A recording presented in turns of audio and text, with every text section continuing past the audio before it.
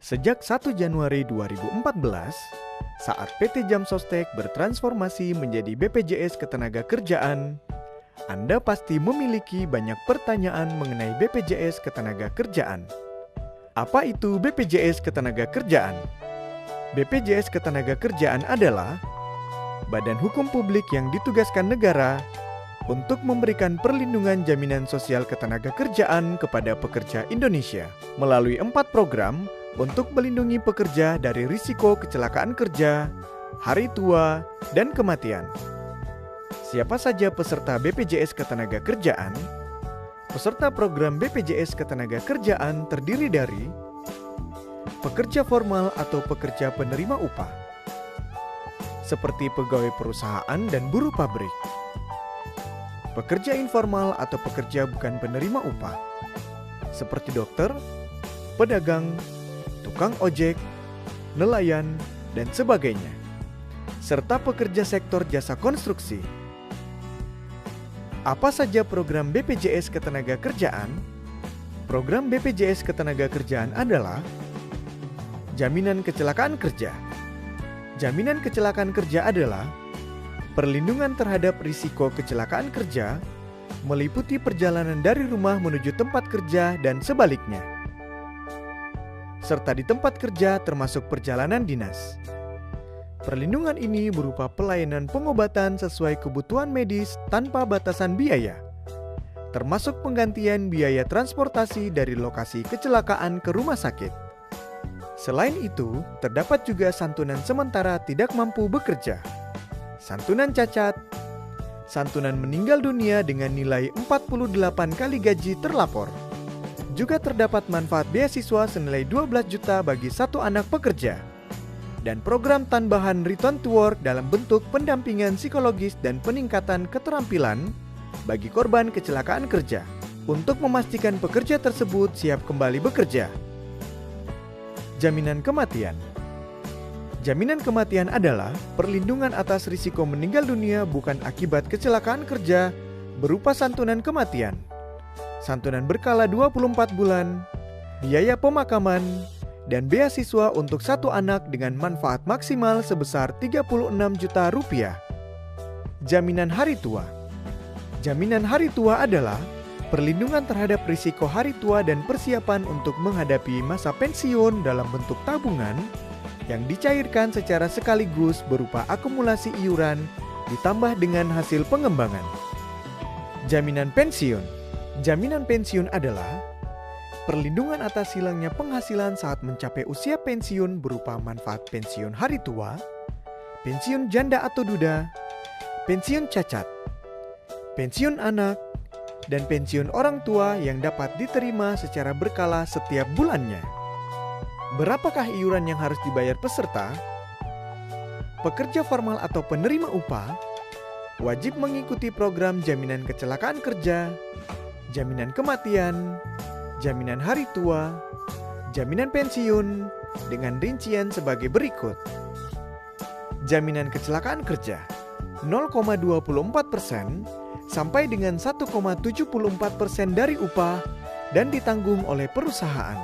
Jaminan kematian 0,3% dari upah dan ditanggung oleh perusahaan. Jaminan hari tua 5,7% dari upah, 3,7% ditanggung perusahaan, dan 2% ditanggung oleh pekerja. Jaminan pensiun 3% dari upah, 2% ditanggung perusahaan, dan 1% ditanggung oleh pekerja. Sedangkan peserta informal atau bukan penerima upah wajib mengikuti program jaminan kecelakaan kerja dan jaminan kematian, serta dapat ditambah dengan jaminan hari tua dengan ketentuan iuran sebagai berikut. Jaminan kecelakaan kerja 1% dari upah. Jaminan kematian Rp6.800. Jaminan hari tua 2% dari upah. Pekerja jasa konstruksi wajib mengikuti jaminan kecelakaan kerja dan jaminan kematian dengan besaran iuran berdasarkan nilai proyek. Bagaimana cara pendaftarannya? Untuk pekerja formal atau penerima upah, perusahaan atau tempat Anda bekerja melakukan pendaftaran dengan mengisi formulir pendaftaran perusahaan dan tenaga kerja dengan melengkapi lampiran berupa fotokopi situ atau SIUP, NPWP perusahaan, dengan dilengkapi dengan fotokopi KTP. Untuk pekerja informal atau bukan penerima upah, Anda cukup mengisi formulir pendaftaran tenaga kerja dan melampirkan fotokopi KTP. Sedangkan untuk pekerja jasa konstruksi, penanggung jawab proyek cukup mengisi formulir pendaftaran proyek dengan melampirkan SPK proyek. Dan pendaftarannya dapat dilakukan melalui kantor cabang utama atau kantor cabang perintis, service point office atau payment point online banking, dan website BPJS Ketenagakerjaan. Bagaimana cara melakukan klaim program BPJS Ketenagakerjaan? Klaim kecelakaan kerja yang terjadi di tempat kerja dapat diajukan ke kantor cabang terdekat dengan melengkapi berkas sebagai berikut. Formulir laporan kasus kecelakaan kerja tahap 1 atau formulir 3 KK1. Fotokopi kartu peserta BPJS Ketenagakerjaan, fotokopi KTP atau paspor peserta, daftar hadir, kronologis kejadian, surat lembur atau surat tugas, buku rekening tabungan. Untuk informasi tentang kasus kecelakaan kerja lainnya, Anda dapat menghubungi kantor cabang terdekat. Klaim jaminan hari tua dapat dilakukan melalui e-klaim di www.bpjsketenagakerjaan.go.id atau dapat diajukan melalui kantor cabang terdekat dengan melengkapi berkas sebagai berikut. Formulir pengajuan jaminan hari tua atau formulir 5. Kartu peserta BPJS Ketenagakerjaan, fotokopi KTP atau paspor peserta, fotokopi kartu keluarga, surat pengalaman kerja dari perusahaan, surat keterangan berhenti dari perusahaan kepada Dinas Tenaga Kerja setempat. Klaim kematian bukan akibat kecelakaan kerja dapat diajukan ke kantor cabang terdekat dengan melengkapi berkas sebagai berikut. Formulir pengajuan pembayaran jaminan kematian dan jaminan hari tua atau formulir 4.